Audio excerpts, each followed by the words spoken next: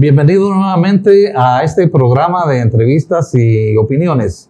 Hoy tenemos como invitado a Roberto Arzú, quien es muy conocido por ustedes, ya que ha hecho una labor política muy importante, muy trascendente. Fue candidato presidencial en las pasadas elecciones, pero no se le permitió participar bajo la, digamos, acusación de realizar una campaña anticipada. Ese fue el argumento que usó el Tribunal Supremo Electoral para impedir su candidatura. Lo mismo se hizo con otro tipo de argumentación con otros candidatos. Por ejemplo, Carlos Pineda tampoco pudo participar. Lo mismo le pasó a Telma Cabrera, del partido, por cierto, ya desaparecido, de Lucha Popular, no me Partido Liberación Popular, algo así creo que se llamaba partido político, que desapareció. En el caso de Roberto, pues creo que también el partido Podemos, que lo postulaba, también desapareció, y el partido que postulaba a Carlos Pineda también desapareció. Ahora, pues creo que los tres están formando un nuevo partido político. El caso de Pineda es conocido, que está en esa batalla de formar un nuevo partido.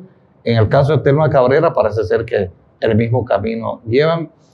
Y a Roberto Arzú, a quien le damos la bienvenida de paso, le vamos a preguntar si él también está formando su partido político. Bienvenido, bueno, Roberto. Muchas gracias, un gusto estar acá contigo otra vez. Y bueno, sí, claro, estamos haciendo un partido nuevo, un proyecto político diferente a lo que son los partidos políticos de los últimos tiempos, que realmente más que partidos políticos se han vuelto vehículos electoreros o sociedades anónimas criminales, ¿verdad? Donde solo andan viendo cómo sacan plata o puestos y que andan viendo cómo, pero que no tienen principios, que no tienen ese sentimiento o ese sentir de pertenencia, que no tienen ese sentimiento de convicción, sino que es más por conveniencia. Esto es un partido político en donde nadie va a ser más que otro si no hace más que otro, y donde todos, en especial los jóvenes, van a poder ejercer un liderazgo. Muy pronto van a tener todos los guatemaltecos noticias de este proyecto político, que no es de Roberto Arzú, es de todos los que quieran fundarlo y que estamos en ese proceso, y ya va muy avanzado, pero ya vamos a salir públicamente con la invitación a todos los guatemaltecos de una manera que nunca se ha visto antes. ¿Es comité? ¿Ya tienen comité por formación? Estamos ya en comité por formación, sí. ¿Y se puede saber cómo se va a llamar? ¿O todavía sí, no tienen nombre? Se llama Sí se puede. Sí se puede. Sí, bueno, sí se puede. Es un buen nombre de partido. Sí. ¿Y qué es lo que sí se puede y qué no se puede? Bueno, es que nosotros vivimos en el país del no se puede. Todo no se puede en Guatemala, ¿verdad? Ya tenemos eso grabado, ¿verdad? La población, incluso los políticos, presidentes, funcionarios, es todo siempre que uno dice, miren, y si hacemos esta idea, no, eso no se puede. Y era, no se puede. Pues yo me cansé de vivir en el país del no se puede. Por ende, vamos a cambiar la actitud de todos los guatemaltecos, a hacerles ver no solo que sí se pueden hacer grande a Guatemala, sino que adicionalmente sí se pueden hacer cosas creativas, disruptivas, diferentes, porque no podemos pretender que haciendo lo mismo obtendremos resultados diferentes. Por tal razón, este es el proyecto político en donde se va a demostrar que sí se puede hacer grande a Guatemala. Y cuando decimos hacer grande a Guatemala, no es un decir, es un sentimiento profundo de convicción, de pasión, de responsabilidad, de valentía, de hacer lo correcto por Guatemala. Y entonces el partido es, sí se puede hacer grande a Guatemala. Y por supuesto la perspectiva es que seas candidato presidencial. Bueno, eso falta mucho para que eso se dé. A mí lo importante es hoy luchar por lo correcto, luchar por las cosas que se hagan por la causa real, que es acabar este sistema corrupto. Eso es lo importante hoy, ya las candidaturas, y para hablar de política partidista y de proyectos personales, eso faltan 3 años. Ahorita tenemos que realmente estar claros de que el enemigo es tremendo, ese pacto de corruptos es brutal. Tienen todo el dinero del mundo, son gente mala, sin principios, sin escrúpulos, son gente que quiere realmente mantenernos sumergidos en un sistema cooptado por ellos, para poder seguir ellos no solo con sus negocios y saqueando a toda la población, sino que en su impunidad, protegiéndose para mantener su impunidad. Y eso es algo que ya no podemos permitir. Tenemos que erradicar a ese pacto de corruptos, erradicarlo, esa es la palabra, acabarlos de raíz, de una vez por todas, para que jamás vuelva a existir un presidente como Yamatei con todo su clan que ya conocemos. Bueno, ese discurso fue lo que provocó, según pues el análisis, digamos, según lo que se dedujo en ese momento, que, entre comillas, Yamatei pues pidiera que ya no fueras candidato presidencial. Así es correcto. Sí, nosotros tomamos una decisión en un momento dado en decir, bueno, ¿qué hacemos? ¿Queremos una candidatura o queremos evidenciar al sistema corrupto, al pacto de corruptos, a ese presidente que nunca antes se ha visto como el peor de todos, y enfrentarnos a él, así sea políticamente incorrecto, pero que es por el bien común de todos los guatemaltecos, o una candidatura? Y bueno, decidimos que lo más importante era luchar por Guatemala, sabiendo que podían haber consecuencias no solo de la candidatura, sino muchas más, que vivimos bajo amenazas todo el tiempo de que nos iban a matar, hasta que nos iban a meter presos, al día de hoy todavía. Pero sabemos que estamos haciendo lo correcto, porque para mí realmente no tengo una obsesión de ser presidente, tengo la ilusión de hacer grande a Guatemala, tengo la ilusión de acabar con la desigualdad en Guatemala, tengo la ilusión de demostrar que sí se puede en Guatemala hacer cosas fantásticas. Sí, pero hay que estar en el poder para poder hacer esos cambios. Bueno, yo creo que hoy, en ese sentido, fue tan evidente ese fraude electoral, porque ese sí fue un fraude electoral moderno, que le llaman, que es la forma como lo hacen ahora, es descalificando candidatos, no robándose votos, como lo dicen algunos, ¿verdad? Porque en Guatemala, si algo tenemos bueno de las cosas, es nuestro sistema electoral del conteo de votos, no así de la manipulación que puedan hacer alrededor de descalificar candidatos, pero del conteo de votos sí es algo muy positivo, porque los que contamos los votos somos nosotros, los ciudadanos. Y hoy, en esta última elección, hubieron más de 120,000 voluntarios, entre fiscales de partidos políticos hasta los jefes de mesa del Tribunal Supremo Electoral, que contamos los votos. Y ante eso no se puede dudar de la transparencia que funciona ahí, pero sí del fraude que hicieron al descalificarnos a varios de ahí. Entonces, realmente, el que pueda pasar ahora, de aquí en adelante, primero, pues los magistrados del Tribunal Supremo ya no van a ser los mismos. La fiscal ya no va a ser la misma. Los magistrados de la Corte Suprema de Justicia tampoco. Los de la CC tampoco. Y pues hoy hay un gobierno que en teoría, o por lo menos lo que ha demostrado el día de hoy, es que ellos sí van a hacer prevalecer lo que es la libertad, el derecho, el principio fundamental de la democracia, que es el derecho a elegir y ser electo. Por ende, no vemos que eso vaya, aparte de la evidencia clara que se existió y que se evidenció ante la comunidad internacional. Hoy ya tenemos también la denuncia puesta ante la Corte Interamericana de Derechos Humanos. Por tal razón, eso ya no va a volver a suceder en Guatemala, y nos vamos a estar claros de eso, que no se vuelva a dar para nadie. Pero la realidad es que este enemigo sigue teniendo poder. Siguen teniendo hoy cooptadas las instituciones que muchos dicen de que el problema de la corrupción es que la corrupción es el sistema. Claro. Y al revés, el sistema es la corrupción. Hay un sistema arraigado, toda una estructura jurídica y toda una estructura política y toda una estructura económica que impide que el país pueda avanzar, que el país pueda cambiar. Así es, porque ellos mismos se han dado cuenta que no importa quién sea el gerente de turno, le hace el presidente.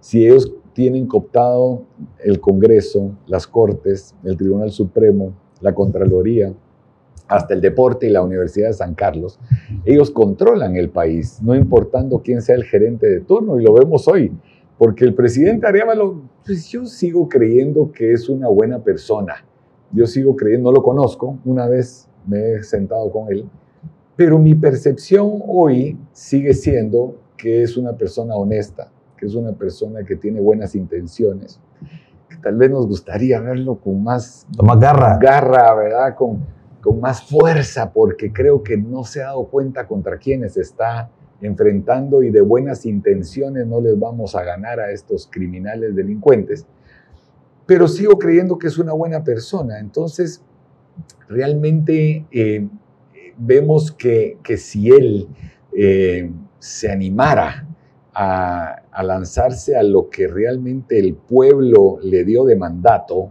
al elegirlo, que es acabar con el sistema corrupto, entonces tal vez sí se puede, pero hoy vemos que no lo dejan, ¿verdad? Por más que quisiera. Claro, le falta creatividad, pantalones, lo que querramos, esa es la percepción.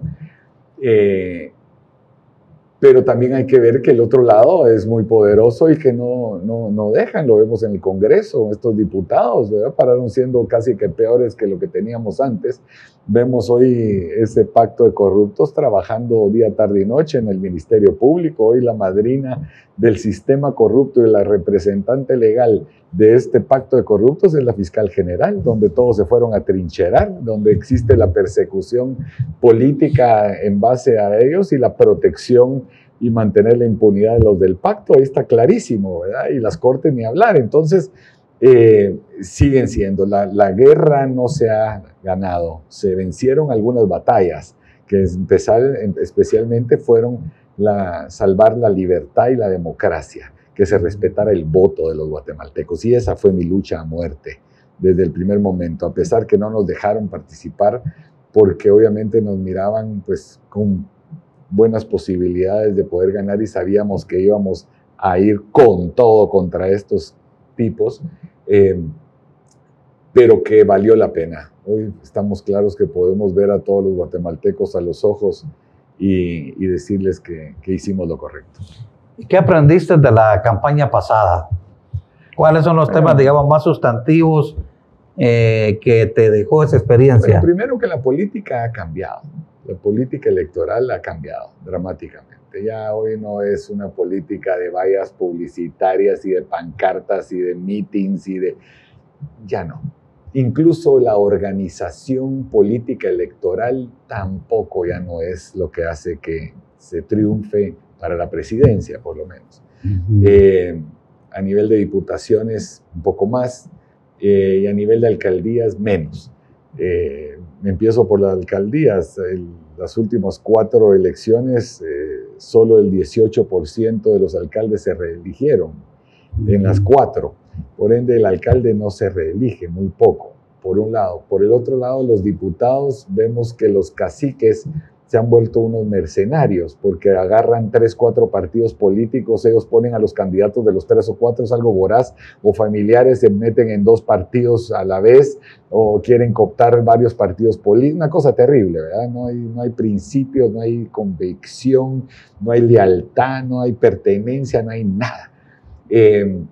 Pero hoy vemos que las redes sociales se han vuelto realmente una estrategia muy fuerte, porque en lo que antes te tomaba en llegar a un lugar, por ejemplo, a Carchá o a Senaú o a Huehuetenango, con un mensaje que tenías que llegar casi que físicamente ahí, o los medios de comunicación masivos pagar para sacar vos tu video o tu información, que era carísimo, y había también manipulación de medios, ¿verdad?, que apoyaban a uno u otro candidato y no tenían la posibilidad todos igual. Hoy haces un TikTok en 30 segundos y te puede ver 2 millones de guatemaltecos, ¿verdad?, en un minuto. ¿verdad? Lo haces en el momento, en la coyuntura exacta, en ese segundo. Entonces, hoy tu mensaje lo puedes llevar de una manera muy rápida y muy clara. Pero también hoy existe mucha campaña negra que puede ser utilizada. Y ahora no llegamos con lo que viene en esta campaña de la inteligencia artificial, que no entiendo mucho, pero que pueden hasta copiarle la voz a uno. La voz, ¿verdad? Y es un tema muy peligroso, sí, porque la desinformación también es muy grande. Entonces, por eso es que un político hoy que llegue a poder tener credibilidad es muy difícil. Es muy difícil. Tiene que ser un proceso muy largo, ¿verdad? O incluso darse a conocer no es tan fácil, ¿verdad? El proceso de las redes sociales es un proceso que cuesta arrancarlo e irlo cautivando a sus seguidores, cada quien, ¿verdad? Un Roberto Arzú, si hubiera ganado la presidencia, se hubiera atrevido a destituir a la fiscal. Pero sin ninguna duda, al día siguiente hubiera entrado con el ejército al Ministerio Público. Así lo digo claramente, pero por supuesto que sí. Aquí no estamos para estar pidiendo permisos o andar viendo. Yo miraba que un ministro de este gobierno dice, es que el funcionario solo puede hacer lo que la ley le permite, en cambio el ciudadano puede hacer todo lo que la ley no le prohíbe. Pues yo no estoy de acuerdo tampoco con eso, porque aquí nos tenemos que ir en base a la Constitución, que es una Constitución ya medio moribunda y que hay que hacerle reformas profundas también a esa, y que mucha gente le da miedo o quiere manipular que no se hagan porque les conviene no hacerlas. Pero hoy hay que hacer reformas constitucionales profundas. Pero por supuesto que hubiéramos entrado y hubiéramos hecho todo lo que estuviera en nuestro poder, pero no estaríamos descansando ni un solo segundo hasta que se hubiera ido la fiscal general. Punto y aparte, la hubiéramos destituido al día siguiente. Y no solo a ella, a muchos más. Y el Congreso, por ejemplo, se le hubiera dado una oportunidad también para que hagan las cosas bien, porque yo no les daría un solo centavo debajo de la mesa, especialmente a los diputados que fueran nuestros. No habría ninguna posibilidad, y graben estos mensajes, porque así lo haría yo. Y si no, pues que el pueblo, yo lo convoco para que vayan a prenderle fuego a esa babosada. Así te lo digo abiertamente. Ya no podemos. Si queremos acabar el sistema corrupto, tenemos que jugar duro. Es que tenemos que actuar con fuerza. Hay leyes secundarias que el Pacto de Corruptos emitió y que amarran algunas decisiones, o por lo menos que permiten que digamos, algunos cambios no se pueden hacer. Te pongo ejemplos, perdón. Por ejemplo, exactamente lo que decís, pero ¿quién tiene el dinero? ¿Quién maneja el dinero? ¿Quién tiene la chequera del Estado? El Ejecutivo, el presidente. Pues no les mandes el dinero, ni al Ministerio Público, ni al Congreso, y peleémonos ahí. Asfixiarlos. A los corruptos hay que asfixiarlos. Hay que llevarlos hasta la orilla para que no tengan ninguna posibilidad de respirar, para que no tengan ninguna posibilidad de actuar. Quítale la policía a todos los agentes que tiene el Ministerio Público. Claro que hay temas y consecuencias que pueden haber. Sí, claro que sí. Pero a mí que me juzguen y me condenen 4 años después. Es que a la fiscal, la Constitución de la República faculta al presidente para que la destituya. Por supuesto. Hay que hacerlo inmediatamente. Tarde va.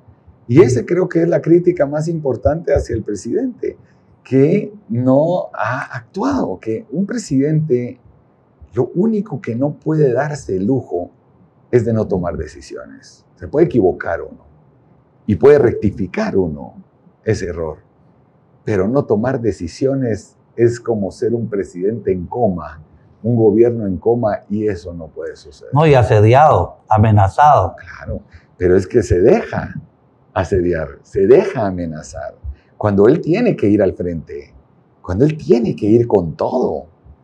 ¿Cómo va a ser que no va a ejercer ese poder que tiene y ese mandato que el pueblo le dio, que es lo más importante? Yo le dije eso al presidente Arévalo, luego de las pocas cosas que le dije ese día, porque uno no es quien para aconsejar a un presidente, pero sí le dije, presidente, la bancada más importante y el poder más fuerte que tenés es el pueblo.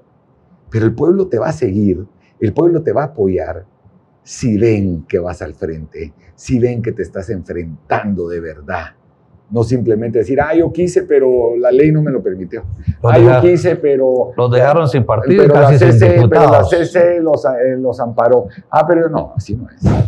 Uno no tiene que acatar decisiones o amparos o decisiones de una Corte de Constitucionalidad o de la Corte Suprema que son ilegales. La Constitución lo dice. Eso dice la Constitución precisamente. Creo que es el artículo 152, que ninguna autoridad está en la obligación de cumplir órdenes ilegales. Por ejemplo, ese tema de que han citado o interpelado a los funcionarios del Estado en 7 meses, creo que 1000 veces.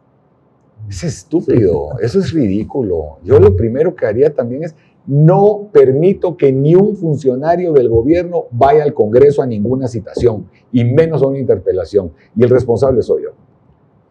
Así de fácil, es una orden, se acabó.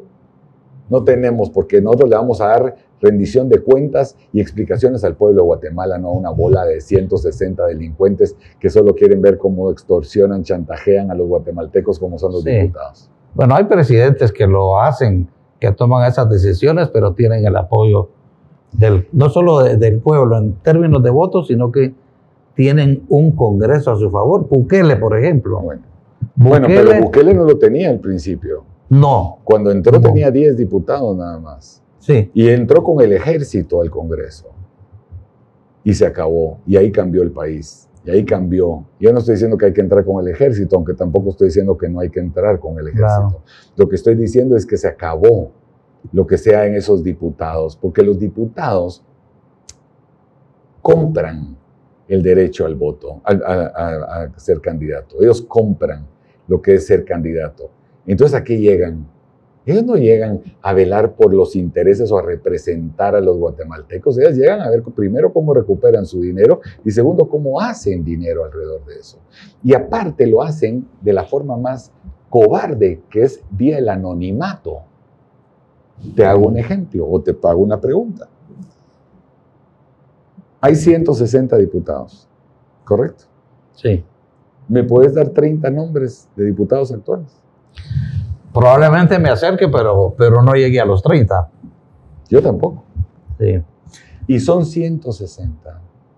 O sea que 130, 140 diputados viven en el anonimato, cuando son los que se dicen ser los representantes del pueblo. Imagínate, y no sabemos ni quiénes son, que reciben un sobre debajo de la mesa para aprobar presupuestos, préstamos, para viajes, para esto, para comisiones, para acá, para allá, y no sabemos ni quiénes son. Los que deciden las leyes del futuro de Guatemala. ¿Por qué crees que no pasa una ley de competencia? ¿Y a quién le reclamamos? Si no sabemos ni quiénes son. ¿Por qué crees que no pasan la ley de servicio civil o por qué no pasan la ley de medicamentos? ¿O por qué los pistean abajo de la mesa? Esa es la realidad.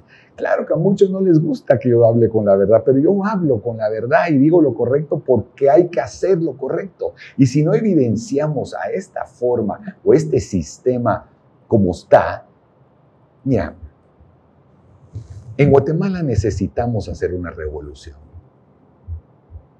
Y no estoy hablando de una revolución de armas, o por lo menos todavía no.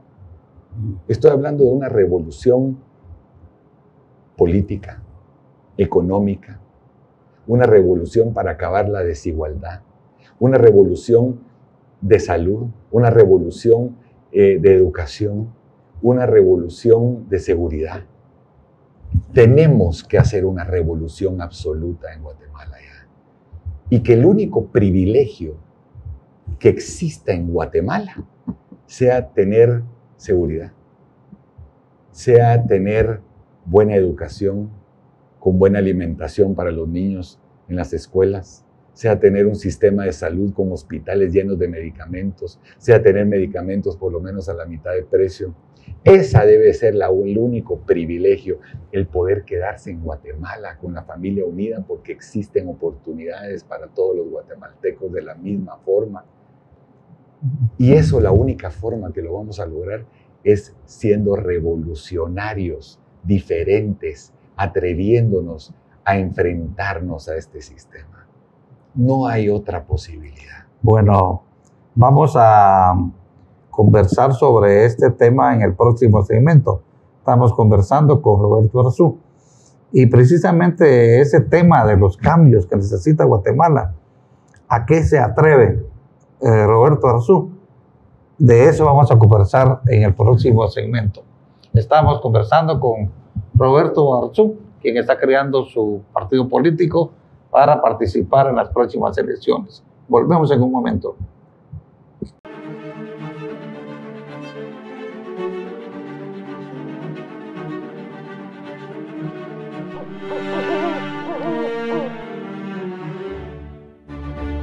Estamos conversando con Roberto Arzú, ex candidato presidencial y quien está formando su partido para participar de nuevo en las próximas elecciones.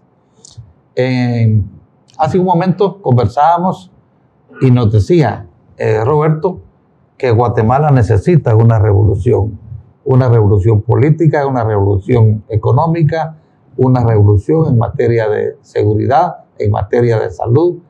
Y esto es precisamente lo que desearía la población.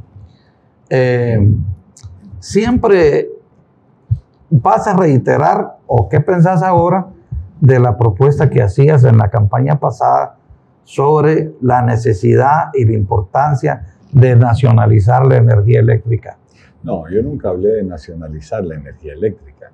Yo hablo de que ni un guatemalteco iba a pagar energía eléctrica por los próximos 10 años. Ahí vemos ahorita al presidente Bukele que habla de que le quitó los impuestos a los más de 70 productos de la canasta básica por 10 años en El Salvador. Una decisión muy audaz. Y además que audaz es la correcta, es la moralmente correcta, ¿no? Nosotros lo que hablamos con el tema de la energía eléctrica es, mira, todos los guatemaltecos pagamos impuestos. Ese mensaje que manda un sector empresarial grandote, que son muy pocos pero muy poderosos, de que en Guatemala los que pagan impuestos solo son ellos o que son muy pocos, es falso. Todos pagamos IVA. Hasta el campesino en el lugar más recóndito de Guatemala paga IVA. Cada vez que va a la tiendita a comprarse una su agua gaseosa, uno sus Tortex, está pagando impuestos. Por ende, todos tenemos el derecho. ¿Y qué es el rol de un gobierno?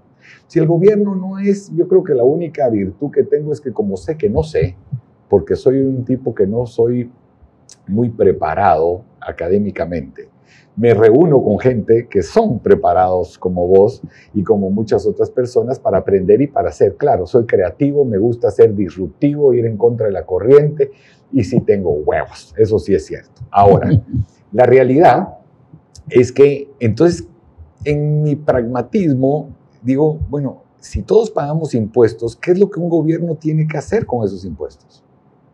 Pues devolverlos. ¿En qué? En servicios. La energía eléctrica es un servicio, el agua, en salud, educación, infraestructura y seguridad. Punto. Pues ese es el rol de un gobierno para mí. Todas esas teorías y que son todos los temas complicados. Ni los entiendo y no le veo lógica. Es muy sencillo. Entonces, pues hay que devolverlos. Y digo, pues entre menos dinero tiene el gobierno, menos se lo pueden robar. Es un gobierno pequeño, pero fuerte, duro, ¿verdad? Con decisión, con autoridad, que incluso siembre miedo ante las poblaciones o a la población que sea corrupta o criminales para devolverle la paz y seguridad a la familia y acabar con la corrupción. Entonces, bueno, pues ¿cómo podemos generar más IVA y cómo podemos generar una economía de consumo que de por sí ya somos por las remesas, ampliándola y mejorándola con todos una mejor calidad de vida, acabando la corrupción? Bueno, devolvámosles del Ministerio de Desarrollo, en lugar que sea un antro de corrupción de plazas fantasmas, le quitamos todo el presupuesto a esos programas que no sirven de nada y que solo son corruptos, ¿verdad? Y le pagamos la energía eléctrica a todos los guatemaltecos abajo de 600 quetzales al mes, ¿verdad? Sí. Y entonces, ¿qué pasa? Y te hago solo el ejemplo rápidamente. ¿Cuánto pagas de energía eléctrica al mes? ¿Yo? ¿Sí? 800. Va. Entonces, de esta manera pagarías 200 quetzales al mes. Y solo te explico. ¿Qué harías con esos 600 quetzales de ahorro? Bueno, pero tampoco hay que satanizar Ojo, es tu dinero. La electrificación como un servicio público, porque... No, tal vez no lo expliqué bien, o no lo entendiste, que es no satanizar, es tu dinero, la energía se va a pagar igual, solo que ahora la va a pagar el gobierno de tus impuestos. Es subsidiar. No es subsidio, porque un subsidio es cuando no es a cambio de algo. Esto es tu dinero, es tuyo. Hay que mentalizar que ese dinero que se está pagando, de IVA entran 54,000 millones de quetzales al año del Estado. Por mucho, es mucho más que el impuesto de la renta o impuesto. Yo entiendo la intención de abaratar el servicio de la energía eléctrica. Lo que no sé, mi duda es si eso será suficiente, porque, por ejemplo, en Guatemala, a estas alturas todavía hay por lo menos un 30% de la población que no tiene la energía eléctrica. 8%. Es el 8% y ahí sí es un excelente punto y ahorita te toco un poco ese tema, pero solo quiero terminar con esto. ¿Qué harías con esos 600 quetzales de ahorro? Bueno, me sirven para otros menesteres de consumo. Exacto, exactamente. Todo ese dinero, esos 7,000 millones de quetzales, que equivale al 5% del presupuesto anual nada más, al 10% de la recaudación del IVA, que se estaría devolviendo vía el tema de la energía eléctrica, y no es un subsidio, es una devolución de parte del IVA de todos los guatemaltecos, solo que es de una forma pareja, transparente y cero corrupción, ¿correcto? Y va a generar una economía de consumo más grande. ¿Y qué pasa cuando hay más consumo? Hay más inversión, hay más producción, y eso cuando sucede, hay más ¿qué? Empleo. Empleo, pero ahora con salarios dignos. Y cuando todo eso pasa, hay más consumo, por ende hay más IVA. Entonces regresa al Estado y es la forma correcta. ¿Me entendés? Pero todos con una mejor calidad de vida. ¿Cómo manejarías, por ejemplo, el tema de la infraestructura vial?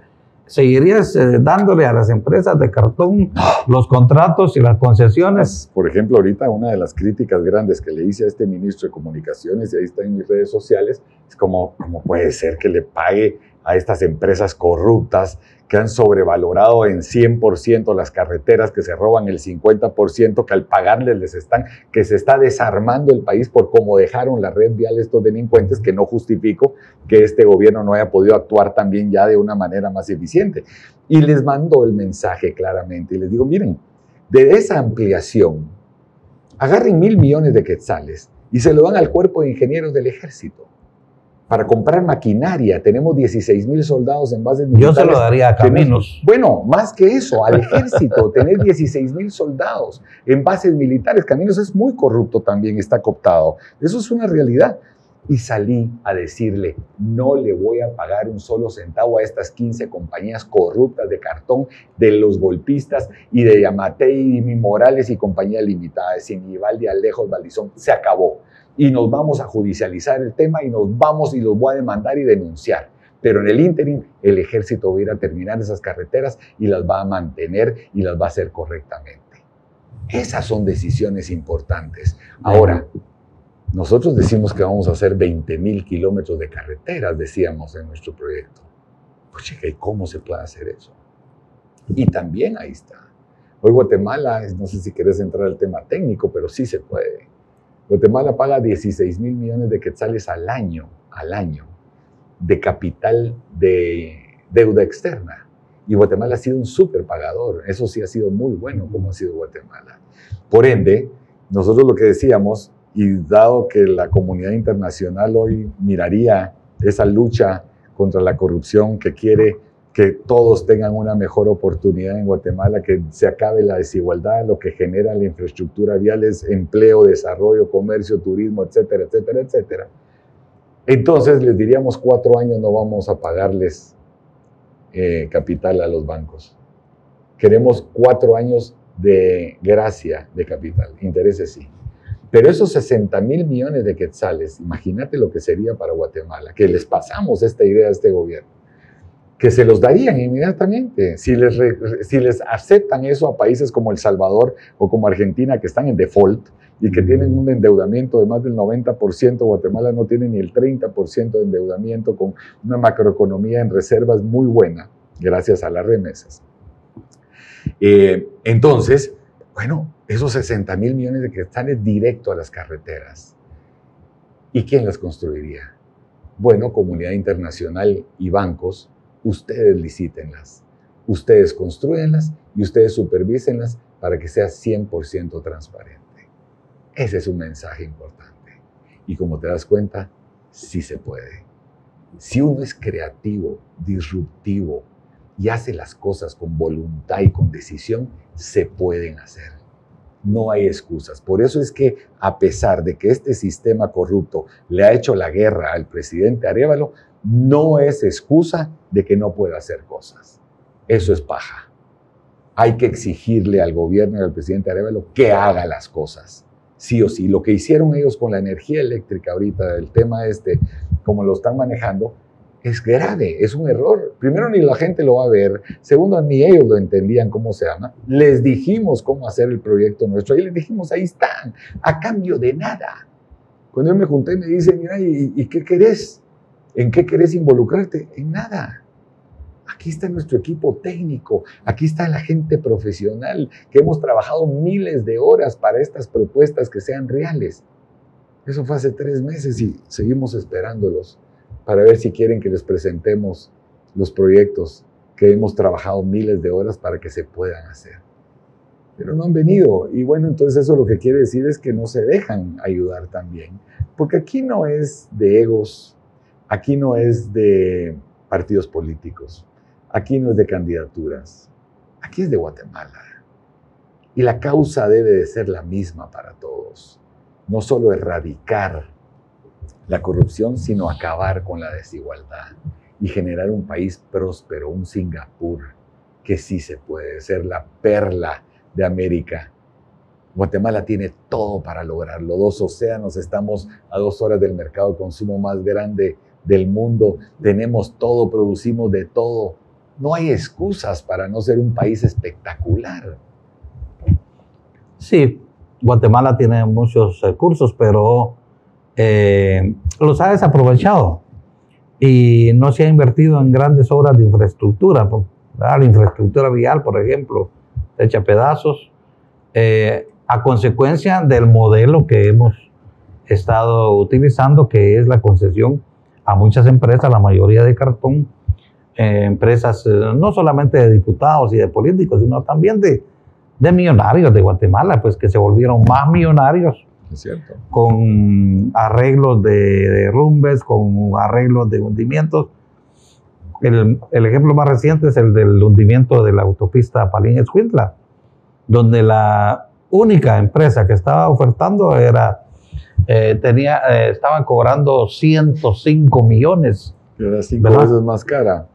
Sí, más, porque... No, pero ahí es otra crítica hacia este gobierno y a otra explicación sobre ese tema. Es un excelente ejemplo.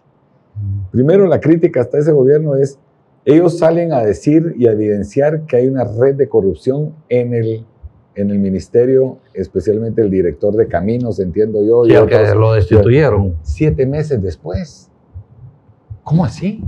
Pues en 7 meses no se habían dado cuenta de que era la gente misma de Yamatei que estaba ahí, que venía del gobierno de Yamatei. ¿Cómo puede ser posible?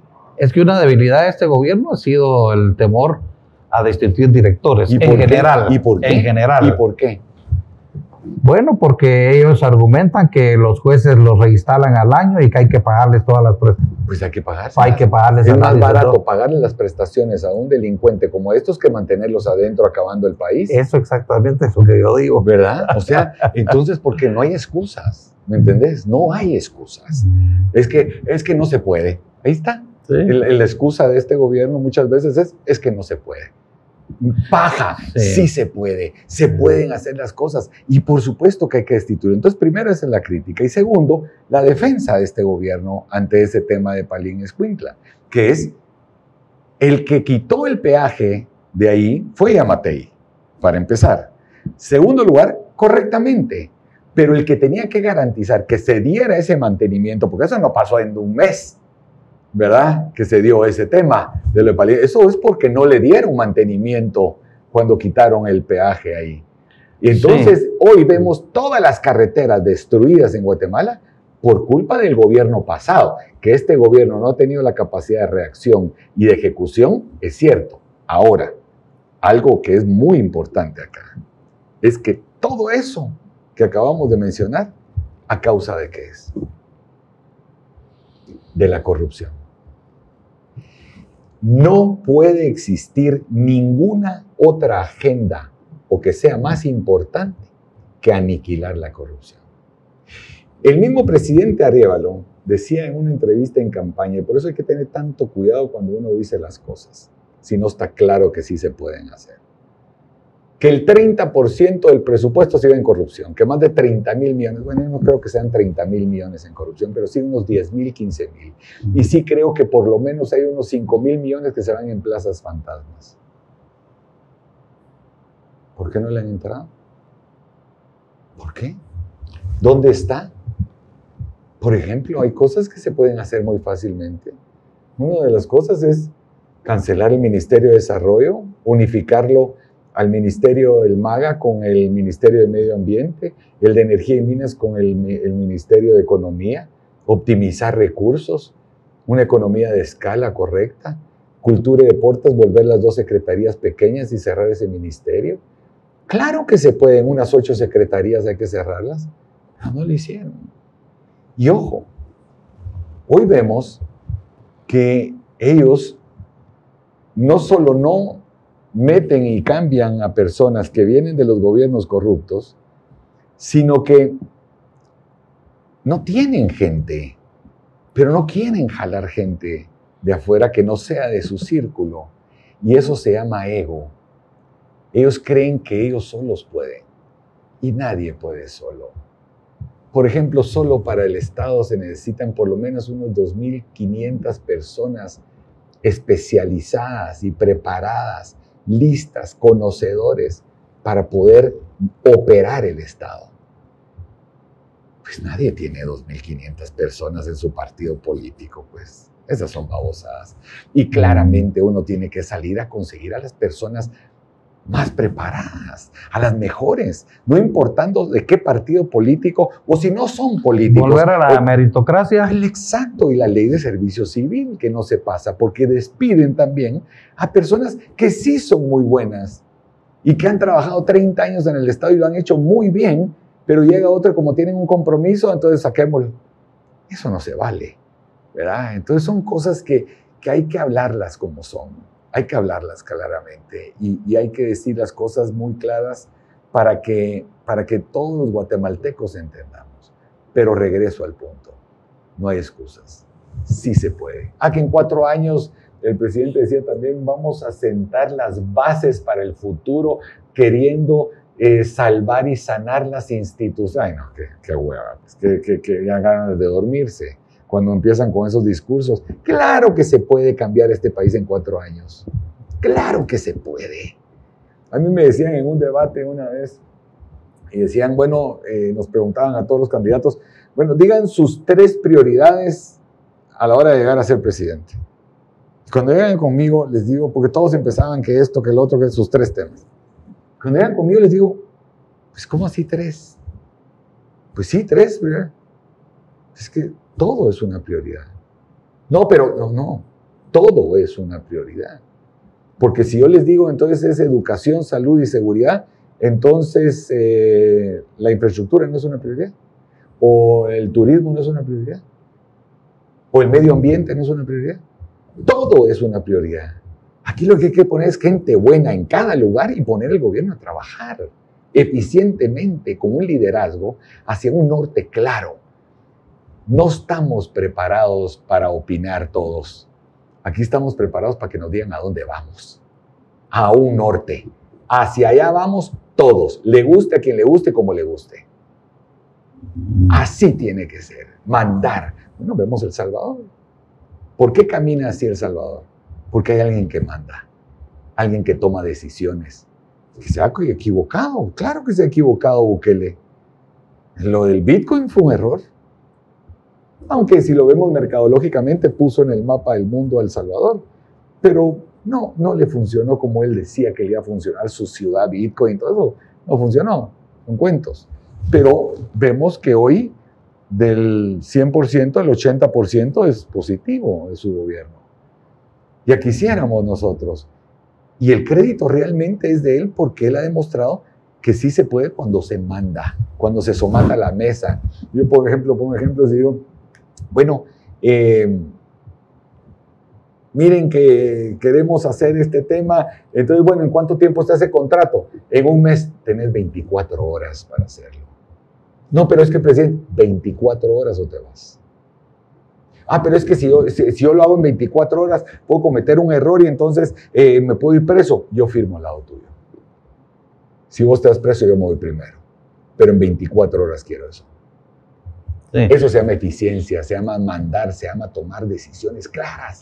Ahora, un Roberto Arzú necesitaría tener, digamos, cierta capacidad para poder llevar un equipo de trabajo al Congreso, porque sin el apoyo del Congreso es complicado gobernar. En el tema electoral... No necesariamente, solo perdón. Disculpa que te interrumpa en esto. No, porque al Congreso le vas a decir, estas son las 17, 20 leyes y reformas de leyes que queremos. Una oportunidad tienen. O lo pasan a cambio de nada, o salgo a evidenciarlos y sacarlos del anonimato a cada diputado con su nombre, de qué partido político fue electo, por qué distrito, en la dirección de su casa, el teléfono de él, de su mujer y hasta de su amante, si es necesario, para que todos los guatemaltecos, y los instaría a que vayan a las casas de cada uno de ellos a exigirles, y que vayan a ver 500,000 guatemaltecos afuera del Congreso, y vamos a ver quién manda en Guatemala. Pero por supuesto sería más fácil si son tus diputados. Bueno. Como en el caso de Bukele, por ejemplo. Claro. A él lo favorece el hecho de tener el 90% de diputados con él. Ojo, esa es una gran cosa que decís. Y es un gran momento para empezarle a hacer la reflexión a los guatemaltecos para las siguientes elecciones, para que ya no pueden votar por los mismos. Como yo decía, ¿cómo puede ser que hayan votado para meter 53 diputados del partido de Vamos, cuando han sido unos delincuentes? ¿Cómo puede ser posible? Dieron mucho dinero a los alcaldes. No importa, es que no es correcto, no hay conciencia. Tenemos que hacerle ver a los guatemaltecos que no pueden seguir haciendo ese tipo de cosas, porque al final lo paran pagando ellos mismos por 10, por 100 lo paran pagando. Entonces no podemos, o por ejemplo, que yo soy de esa posición ahorita, al ver que los diputados ya sacaron las garras y ya se quitaron la máscara y demostraron que son lo mismo, ¿verdad?, que antes. El 90% de ellos. Sí, porque no son todos, ¿verdad? No, pero se salvan muchos. No muchos, muy pocos, ¿verdad? Pero el 90% son unos delincuentes, ¿verdad? Bueno, en el 94, te recordarás que hubo una autodepuración del Congreso después del famoso Serranazo. Y hubieron diputados, como por ejemplo el PAN, los diputados del PAN que eran 12 o los del FRG, que dijeron, estamos de acuerdo, renunciamos a nuestra curul para que existan elecciones nuevas, para que puedan realmente haber una reoxigenación y sacar a los corruptos del Congreso de la República. Pues yo estoy empezando a promover eso, a que exista esa y que les exijamos la renuncia a todos los diputados del Congreso y que hagan esa reforma constitucional como se hizo esa vez, que sí se puede con 107 votos, para que en enero del próximo año exista elecciones para el Congreso. Y ahí va a empezar a cambiar Guatemala. Ahora, ¿es que esto no van a querer? Vamos a ver. Si el pueblo de Guatemala va contra estos, vamos a ver si no van a querer. Lo que pasa es que los guatemaltecos nos han hecho creer que ellos son los jefes, que ellos son los que mandan, cuando son ustedes los guatemaltecos los que mandan. Son ustedes los jefes de estos delincuentes. Y así como se les contrató, se les puede despedir. Y se les debe de despedir cuando no están haciendo bien su trabajo. Sí, habría que reformar la ley electoral para empezar, ¿verdad? Porque hace muchos años los diputados y los alcaldes eran electos a la mitad del periodo de cada gobierno, no como ahora que Correcto. se eligen al mismo tiempo todos. Eso pues favorece mucho, bueno, muchos diputados entran porque los jala el voto presidencial, pero antes no era así. Y por supuesto hay muchos cambios que necesita la reforma, la ley electoral, pero que son cambios cosméticos los que se hacen, pero no hay un cambio sustancial. Sí, Entonces eso, por ejemplo, la campaña anticipada, te pueden volver a quitar. Claro. Claro. Bueno, ahora la van a tener mucho más difícil, ¿verdad? Por varias razones. Uno es porque no tienen ya excusa, porque obviamente fue totalmente ilegal como lo hicieron.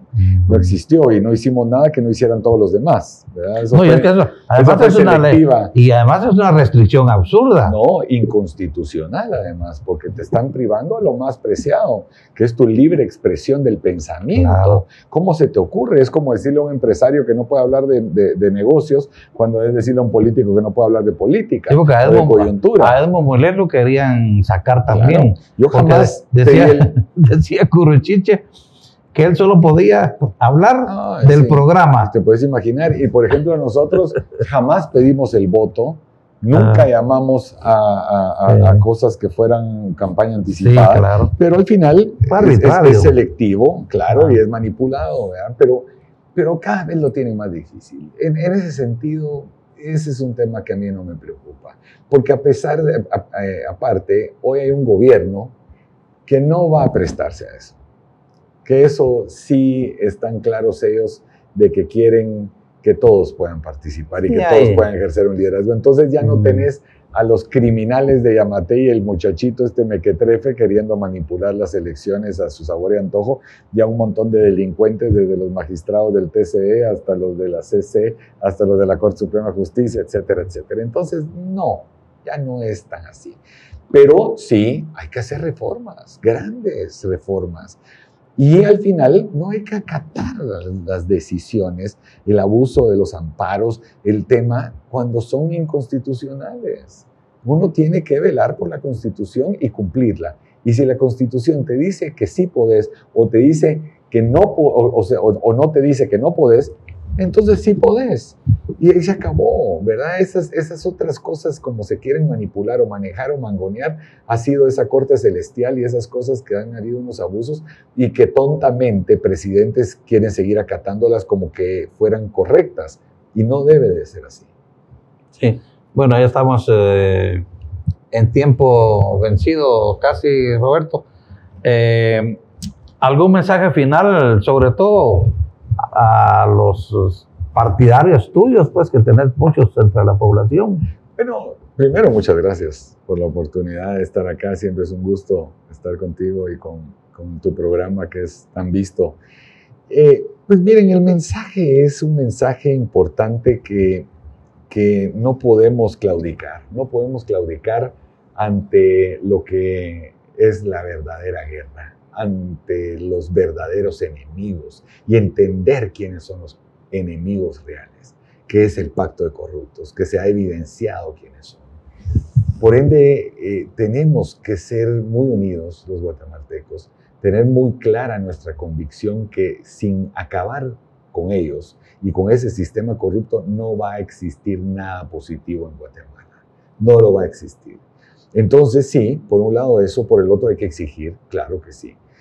Pero decirles que yo estoy optimista de que sí se puede hacer grande a Guatemala, de que las cosas algo han ido mejorando. De entrada ya tener un presidente que tiene buenas intenciones por lo menos y que yo creo que sigue siendo una persona austera y no corrupta, a tener lo que teníamos antes, ya tiene que haber una diferencia. Ya es algo que falta positivo. Mucho, sí, que quisiéramos mucho más fuerza también. Pero bueno, aquí estamos pensando en Guatemala y no en política. Aquí estamos pensando en el bien común y no en el personal. Y aquí estamos con ganas de ser esa voz de los que no tienen voz. Eso es algo para nosotros muy importante. Pues muchas gracias a Roberto Arzú por estar con nosotros. Ya está haciendo su partido, el partido Sí Se Puede, así que seguramente lo vamos a tener en la próxima campaña electoral con sus propuestas interesantes. Gracias, Roberto, y nos retiramos, no sin antes decirles que Seguros Mario Rodman está en el teléfono 2238-7300, a sus órdenes en seguros y fianzas. Muchas gracias y hasta la próxima semana.